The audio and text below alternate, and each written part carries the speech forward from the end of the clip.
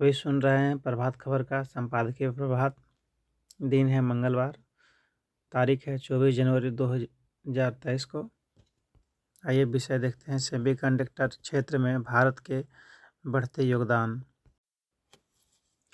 विश्व आर्थिक मंच की 2023 की वार्षिक बैठक में बोलते हुए देश के संचार मंत्री श्री अश्विनी वैष्णव ने कहा है कि वैश्विक सेमीकंडक्टर बाजार में सृजित होते हुए बड़े अवसर को भांपते हुए भारत दुनिया के लिए एक प्रमुख सेमीकंडक्टर आपूर्तिकर्ता बनने की महत्वाकांक्षी योजना पर काम कर रहा है।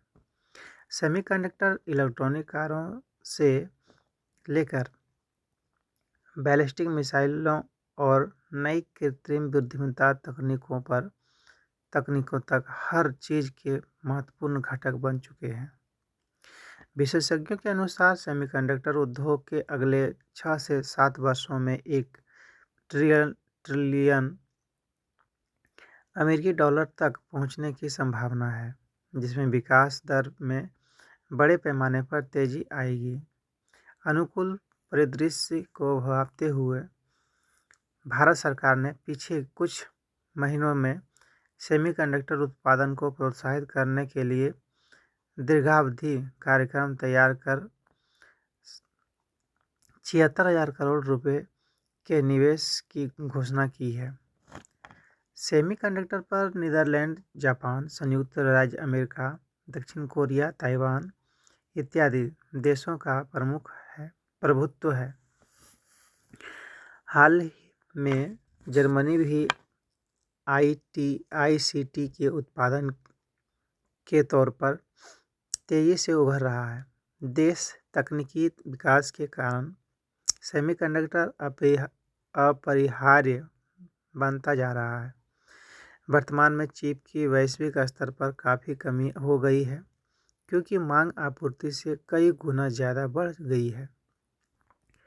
जुलाई 2022 में अमेरिकी सीनेट ने $52 अरब की उद्योग सब्सिडी के साथ घरेलू सेमीकंडक्टर उत्पादन को बढ़ावा देने के लिए एक विधेयक पारित किया। फ्रांस में $5.7 अरब के चिप व्यवसाय को पर्याप्त सरकारी समर्थन प्राप्त होने की उम्मीद है। प्रसिद्ध चिप निर्माता कंपनी इंटेल की अगले दशक में पूरे यूरोप में €80 अरब से अधिक निवेश की योजना है। अमेरिका सेमीकंडक्टर व्यवसाय को लेकर गंभीर होता जा रहा है। पिछले वर्ष के अक्टूबर महीने में अमेरिकी प्रशासन ने चीन के साथ उच्च गुणवत्ता वाले सेमीकंडक्टर चिप के आयात, निर्यात एवं वितरण सहित अनुसंधान और विकास पर प्रतिबंध लगा दिया है। जाहिर है प्रतिबंध का उद्देश्य 5G, रक्षा, आर्टिफिशियल इंटेलिजेंस, रोबोटिक्स इत्यादि क्षेत्र में चीन के प्रभाव को कम करना है। सेमीकंडक्टर सिलिकॉन या जर्मेनियम जैसे शुद्ध तत्वों अथवा गैलियम आर्सेनाइड या कैडमियम सेलेनाइड जैसे यौगिक से बने होते हैं और सभी आधुनिक इलेक्ट्रॉनिक्स, सूचना और संचार प्रौद्योगिकी उत्पादों के संचालन के रूप में उपयोग में लाए जाते हैं।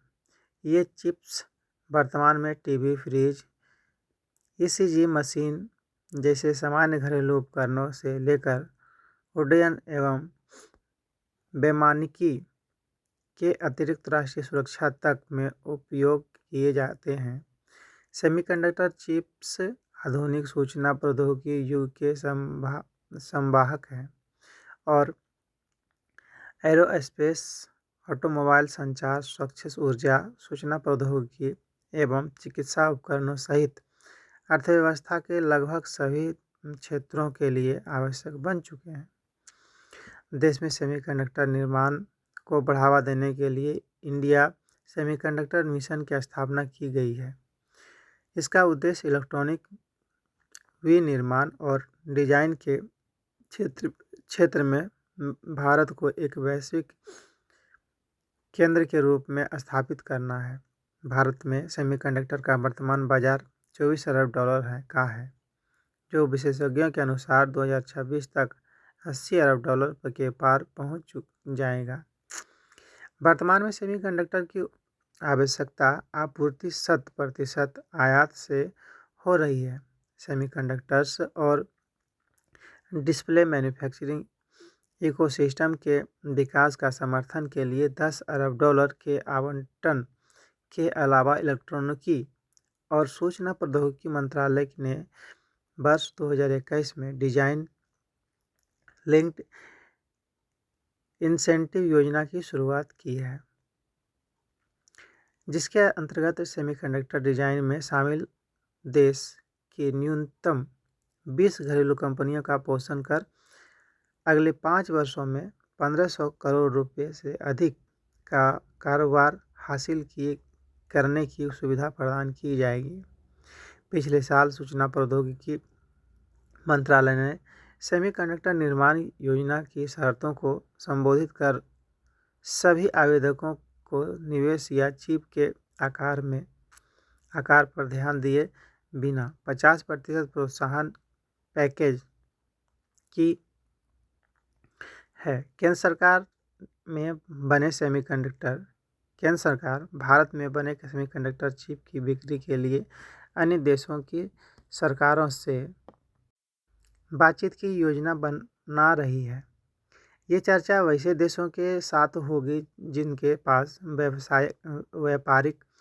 व्यापक सेमीकंडक्टर निर्माण की क्षमता नहीं है और जो वर्तमान में चीन और ताइवान जैसे देशों से चिप खरीद रहे हैं।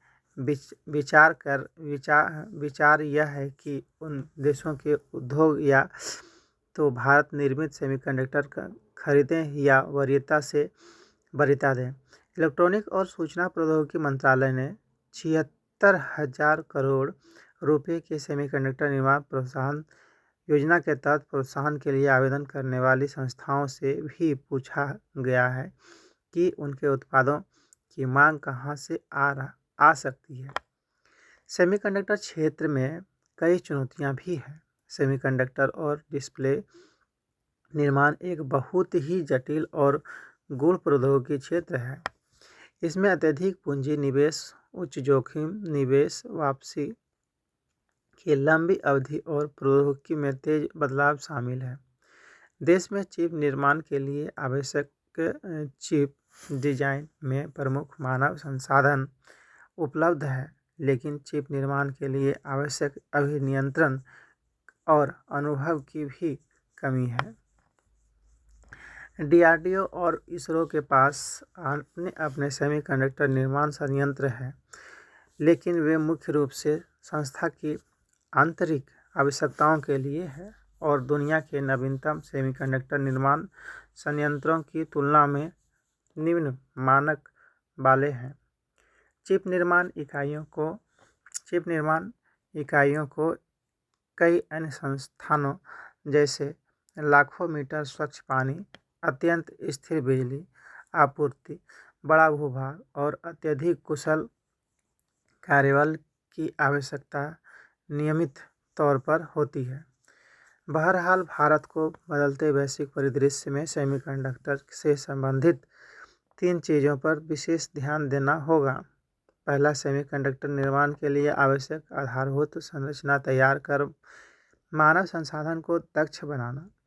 दूसरा, बदलते भूमंडलीय समीकरण में विकसित देशों के साथ मिलकर देश में आधुनिक चिप निर्माण का शुरुआत करना। और तीसरा है G20 के अध्यक्ष के तौर पर सेमीकंडक्टर व्यवसाय को विश्व और मानव सभ्यता के हित में नियमित और नियंत्रित करना। अगला विषय है संवेदनशील बने पुलिस। 20 से 22 जनवरी तक राष्ट्रीय कृषि विज्ञान परिसर पूसा नई दिल्ली में अखिल भारतीय पुलिस महानिदेशक महानिरीक्षक सम्मेलन आयोजित हुआ। कब हुआ? 20 से 22 जनवरी तक राष्ट्रीय कृषि विज्ञान परिषद पूसा नई दिल्ली में अखिल भारतीय पुलिस महानिरीक्षक सम्मेलन आयोजित हुआ। यह अखिल भारतीय स्तर पर आयोजित होने वाला 57वां सम्मेलन था, जहां राज्यों और केंद्रशासित प्रदेशों से अलग अलग स्तर के 600 से ज़्यादा अधिकारियों ने ऑनलाइन तरीके से भाग लिया। प्रधानमंत्री नरेंद्र मोदी ने 2 दिन इस सम्मेलन में हिस्सा लिया। उन्होंने पुलिस बल को और ज़्यादा संवेदनशील बनाने पर जोर दिया। उन्होंने सुझाव दिया कि पुलिस को नए प्रौद्योगिकी से प्रशिक्षित किया जाना चाहिए। विभिन्न एजेंसियों के बीच डाटा के आदान प्रदान के लिए राष्ट्रीय डाटा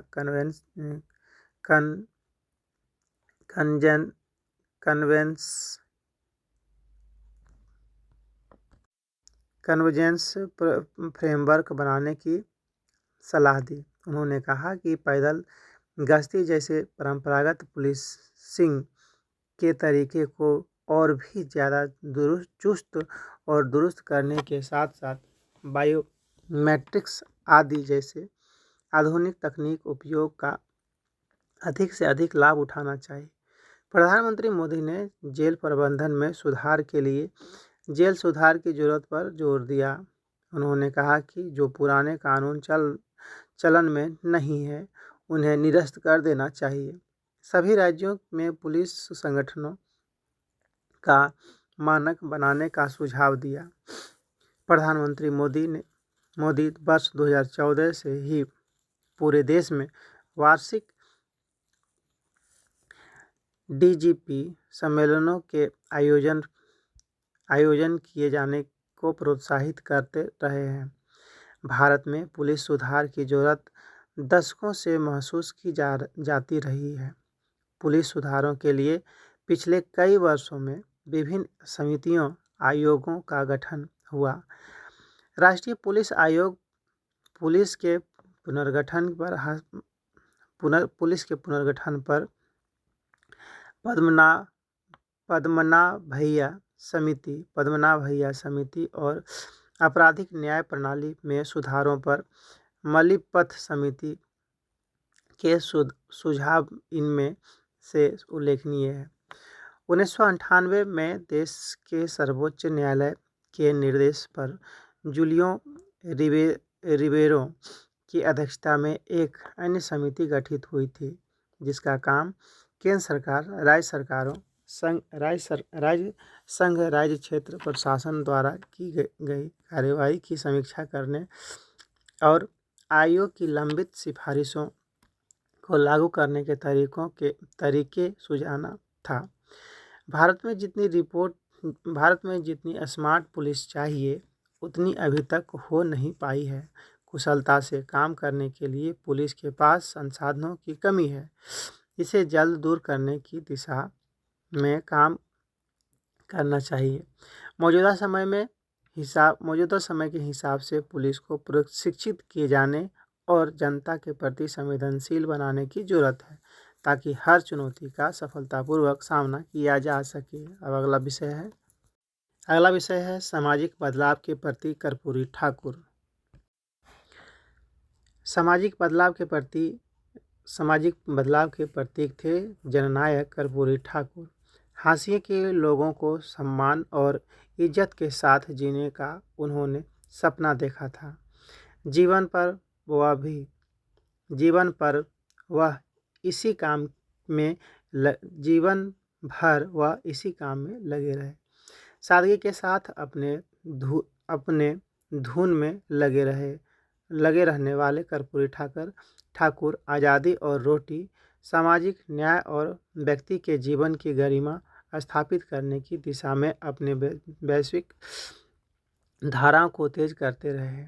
जननायक की ईमानदारी चट्टान की तरह दृढ़ और अभेद थी। अपने बौद्धिक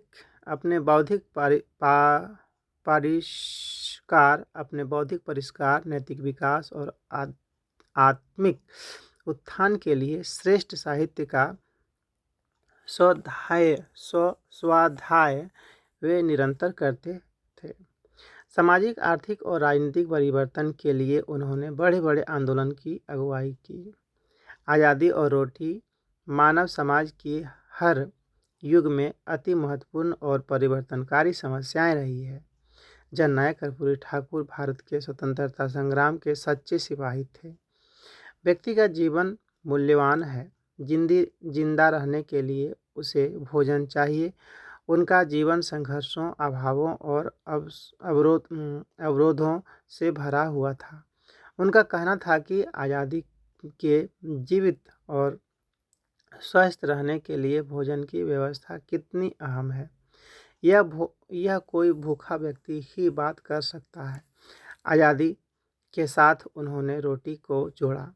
कुपोषण को उन्होंने अपने भ्रमण के दौरान अपनी आँखों से देखा था।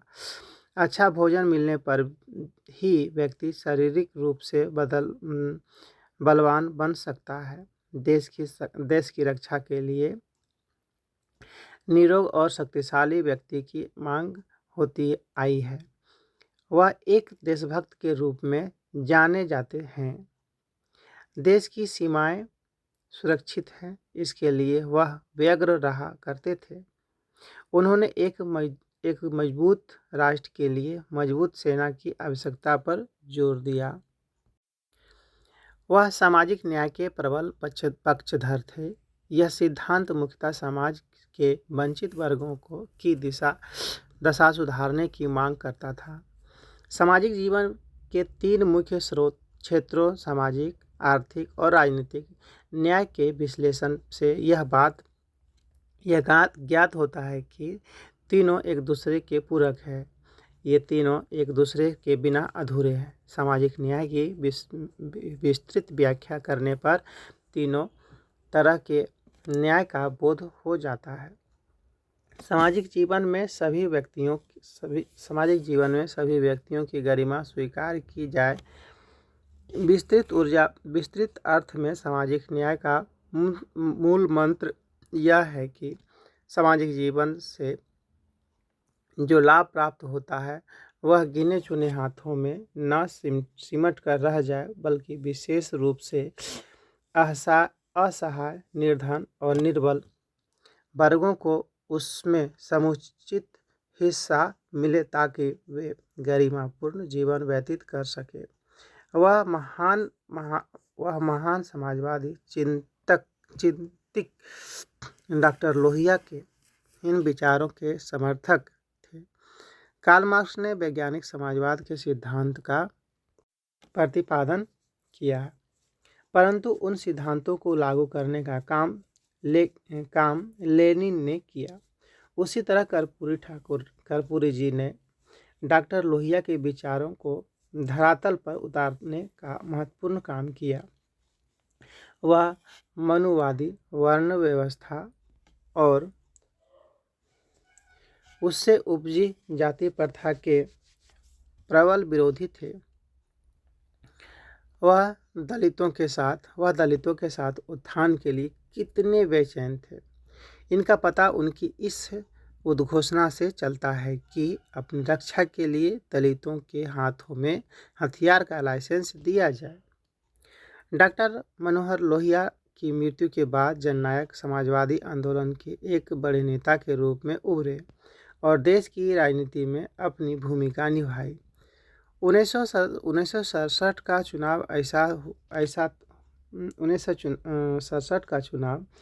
चुनाव था जब वे पिछड़े वर्गों के एक लोकप्रिय नेता के रूप में उभरे और आरक्षण की एक समान नीति के पीछे पिछड़ी जातियों को एकताबद्ध करने में सफल हुए। गरिमापूर्ण जीवन जीने का व्यक्ति को अधिकार होना चाहिए। इसमें किसी प्रकार का अतिक्रमण और हस्तक्षेप नहीं हो। जननायक इसे महत्व देते थे। भारत में प्राचीन काल से प्रचलित वर्ण व्यवस्था एवं जाति प्रथा के कारण व्यक्ति को गरिमापूर्ण जीवन जीने का अवसर प्राप्त नहीं था।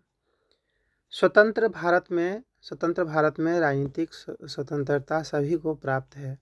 अति पिछड़े जैसे सामाजिक समूह छोटे जनसंख्या वाली जातियां होती हैं और इनका बसाव फैला और छितराया हुआ होता है।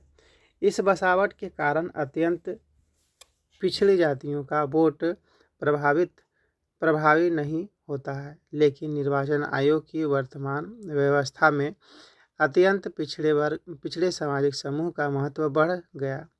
विभिन्न स्तर के चुनावों में कहीं कहीं अपनी निर्णायक भूमिका वे अदा करने लगे। अगला विषय है देश दुनिया से कृत्रिम चमक से धुंधलाती सितारों की रोशनी। कृत्रिम चमक से धुंधलाती सितारों की रोशनी।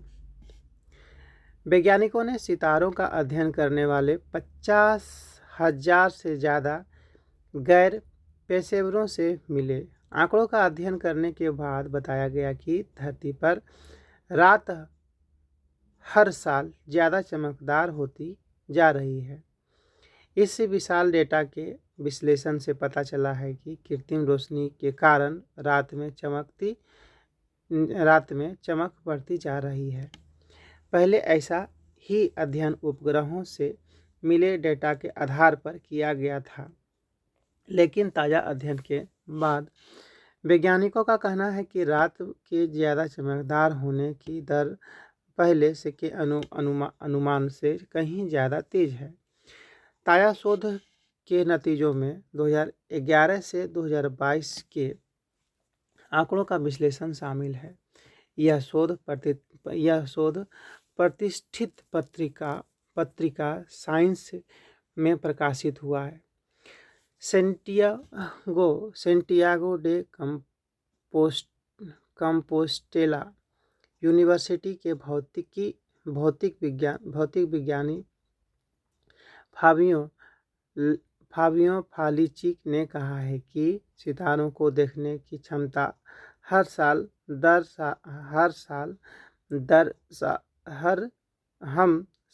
साल खोते जा रहे हैं।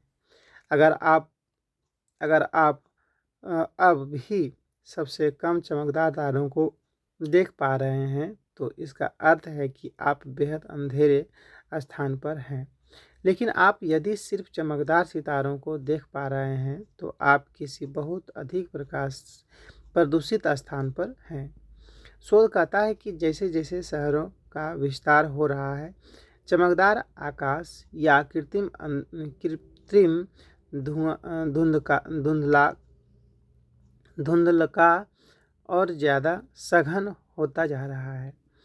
शोध के लेखकों में शामिल जर्मन रिसर्च सेंटर फॉर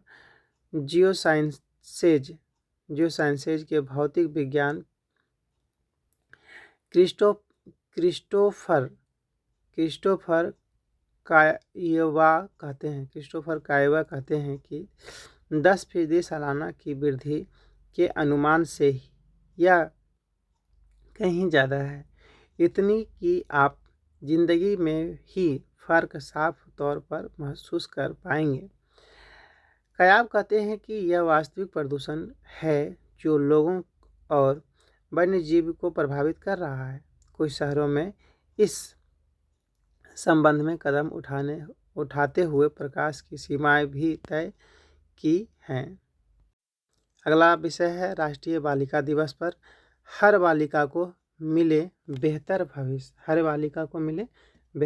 भविष्य। वर्षों के पूर्वाग्रह और अधीनता की बेड़ियों को तोड़कर लड़कियां वर्ष 2023 में अपने लिए एक नए मानक और ऊंचाई तय कर रही हैं। वे हर क्षेत्र में उत्कृष्ट प्रदर्शन कर रही हैं और रूढ़ियों को तोड़कर उच्च पदों पर आसीन हो रही हैं। वे सामाजिक परिस्थितियों से पैदा हुई हर बाधाओं को चुनौती देकर उन्हें हरा रही हैं और खेल, पत्रकारिता, उद्यमिता, कला, वित्त, राजनीति, नौकरशाही समेत सभी क्षेत्रों में सफलता का परचम लहरा रही हैं। अष्टम उरांव,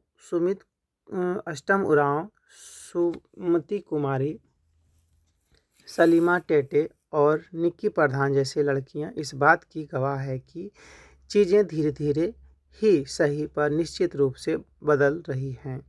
उन्होंने बार बार यह प्रदर्शित किया है कि यदि उन्हें उचित कौशल व अवसर मिले तो वे अपने समुदायों में परिवर्तन में वाहक बन सकती हैं और महिलाओं, लड़कों और पुरुषों सहित सभी की प्रगति और भलाई में अपनी भूमिका निर्वहन कर सकती हैं। लड़कियों की प्रगति के लिए जो लक्ष्य हासिल किए गए हैं वह सरकारों, नीति निर्माताओं, संयुक्त राष्ट्र और नागरिक समाज संगठनों के ठोस प्रयासों का ही परिणाम है। NFHS 5 के आंकड़े के अनुसार 6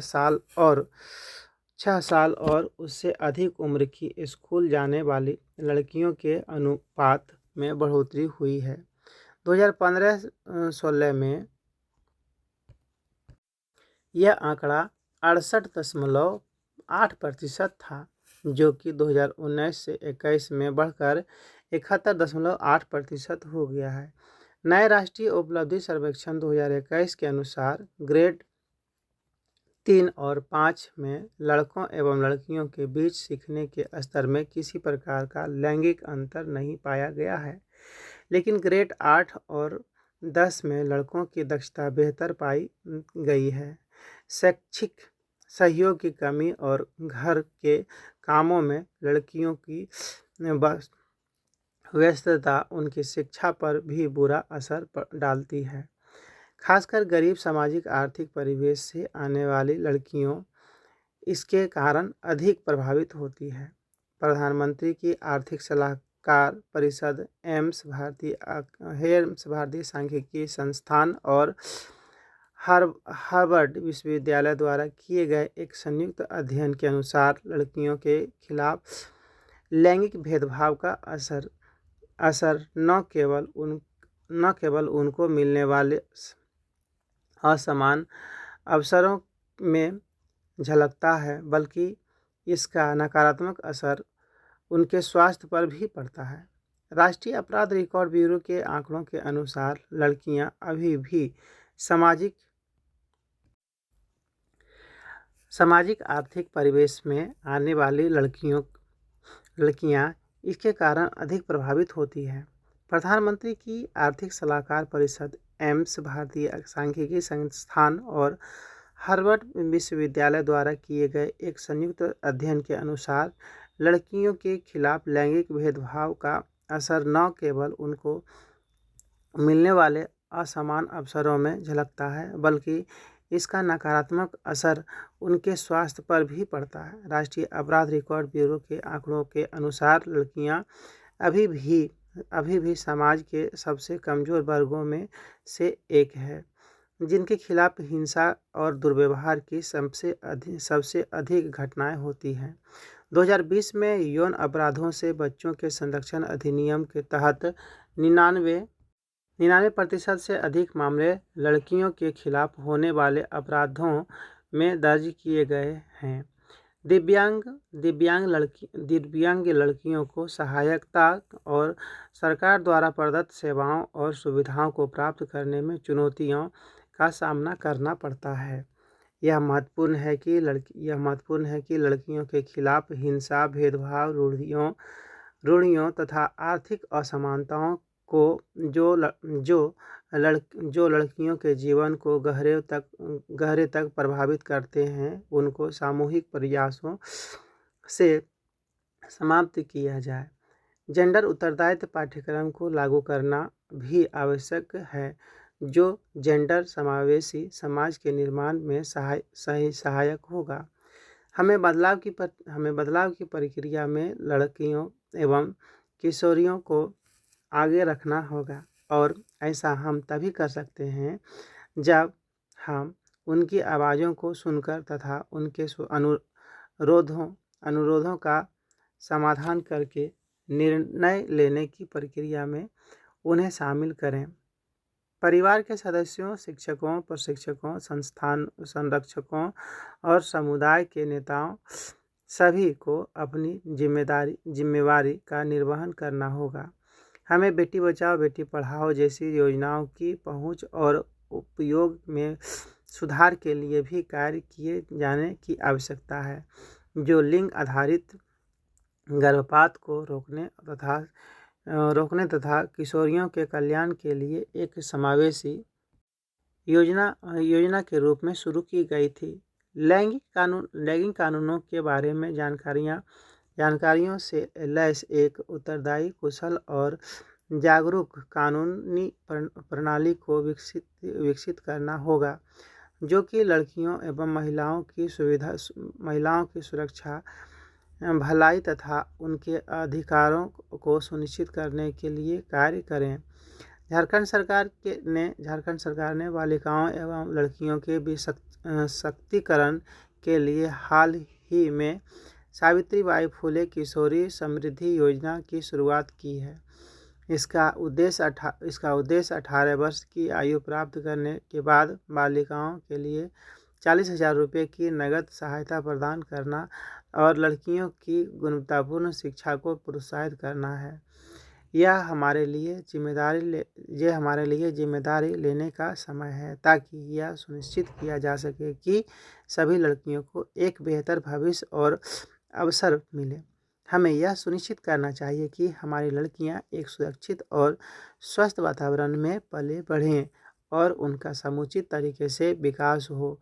आइए हम सब मिलकर हर बालिका के लिए एक बेहतर भविष्य का निर्माण करें। अगला विषय है आपके पत्र से नशा और युवा पीढ़ी। आंकड़ों की माने तो देश में लगभग 50 लाख युवा हेरोइन जैसे नशीले पदार्थ का सेवन करते हैं। देश में नशीले पदार्थों की तस्करी भी बढ़ गई है। ये तस्कर दिन रात युवाओं को नशे और आदी बनाने की कोशिश में रहते हैं। जब युवा नशे के आदी हो जाते हैं, तब वे उन्हें नशीले पदार्थ देने के माने पैसे वसूलते हैं। मादक पदार्थ देश में कहां से आ रहा है और किसके जरिए युवाओं तक पहुंच रहा है, संबंधित एजेंसियां इसकी सख्ती से पड़ताल करें, तभी इस पर लगाम लगेगी और युवा पीढ़ी नशे की लत से बचेगी। अब अगला विषय है दान का महत्व। अमेरिका के अलबामा के किसान होडी चाइल्ड्रिस बीते 10 वर्षों से हर महीने कुछ पैसे दवा की दुकान पर देते थे। दुकानदार को इन पैसों का उपयोग गरीबों की दवा का बिल भरने के लिए करना था। उक्त किसान की मृत्यु के बाद उनकी बेटी को इस दरियादिली का पता चला। यह खबर दान के महत्व को बताती है। दान जरूर करें, मगर दाएं हाथ से किए जाए और तो बाएं हाथ को भी पता नहीं होनी चाहिए। आजकल दान दिया तो जाता है, लेकिन ढिंढोरा पीटकर। कई बार तो इसका उद्देश्य स्वार्थ पूरक करना भी होता है। इसी के साथ 24 जनवरी का प्रभात खबर का संपादकीय प्रभात समाप्त होता है।